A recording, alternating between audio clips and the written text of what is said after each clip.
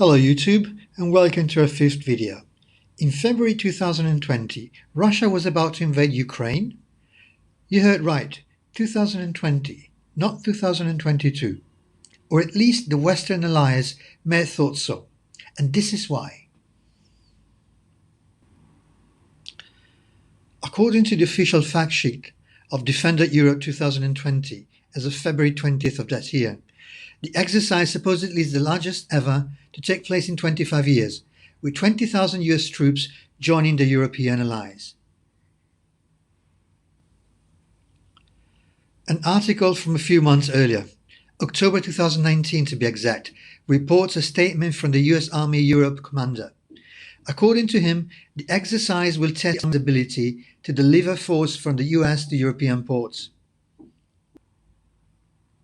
and from there to operational areas throughout Europe, from Germany to Poland, the Baltic states and other nations in Eastern Europe, Nordic countries and even Georgia.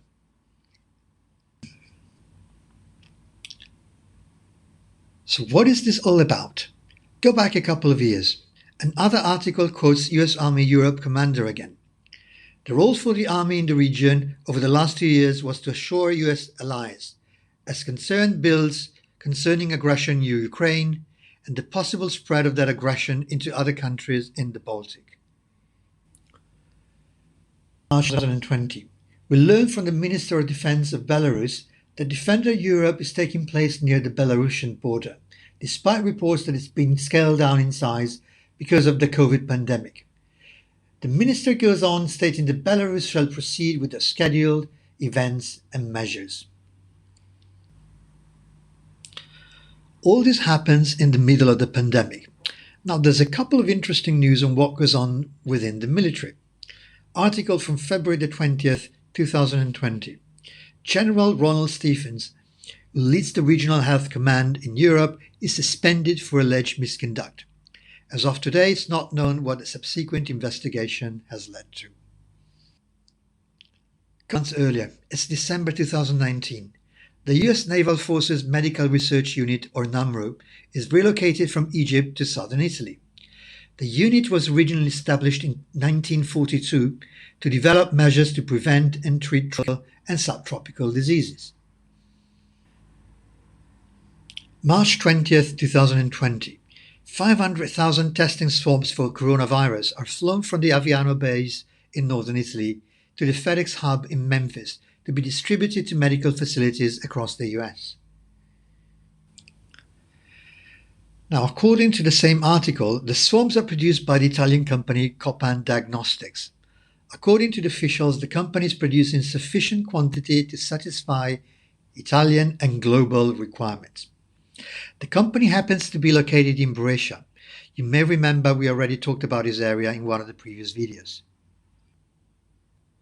And as we've seen so far, arguably the health and political emergencies seem to be the two sides of the same coin. Lots happening in the north of Italy. Look at this, for example. This is another company which happens to be located in a city called Lodi, right next to the first COVID hotspot in the country. In 2015, immunodiagnostics company Technetics was acquired by KHB, a Chinese company based in Shanghai. You can find a lot of interesting info on their Facebook page.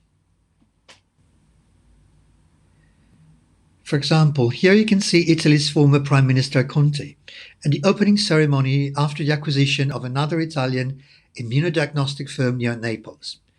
Another shot portrays Professor Galli, one of Italy's most prominent virologists and vaccine advocates. Interesting, huh? Meanwhile, Iraq is producing bioweapons in a factory that supposedly makes vaccines for the foot and mouth disease. Reports that former Soviet Union scientists have begun to work on bioweapons in Iran. And that concludes part 5 of our series. Again, if you want to see more, please remember to hit the like button, and if you haven't done it yet, please subscribe to the channel. With that said, ciao for now.